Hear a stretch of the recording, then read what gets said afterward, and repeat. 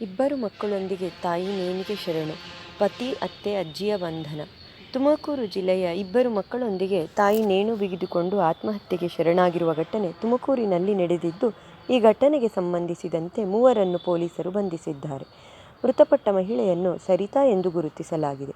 ತುಮಕೂರು ಜಿಲ್ಲೆಯ ಪಾವಗಡ ತಾಲೂಕಿನ ಕಡಪಲಕೆರೆ ಗ್ರಾಮದಲ್ಲಿ ಈ ಘಟನೆ ನಡೆದಿದ್ದು, ಇನ್ನಿಬ್ಬರು ಮಕ್ಕಳ ಜೊತೆಗೆ ಸರಿತಾ ಮಧ್ಯಾಹ್ನ 2 ಗಂಟೆಯ ಸುಮಾರಿಗೆ ಆತ್ಮಹತ್ಯೆಗೆ ಶರಣಾಗಿದ್ದಾರೆ.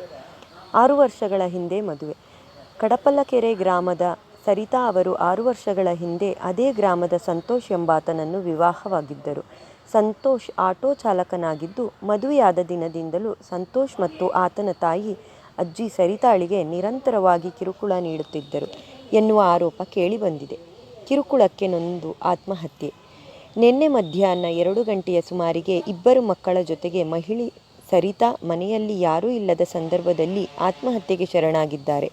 ಸದ್ಯ ಪತಿ, ಪತಿಯ ತಾಯಿ ಹಾಗೂ ಅಜ್ಜಿಯ ಕಿರುಕುಳದಿಂದ ನೊಂದು ಆತ್ಮಹತ್ಯೆ ಮಾಡಿಕೊಂಡಿರುವ ಆರೋಪ ಕೇಳಿಬಂದಿದೆ. ಪೊಲೀಸರ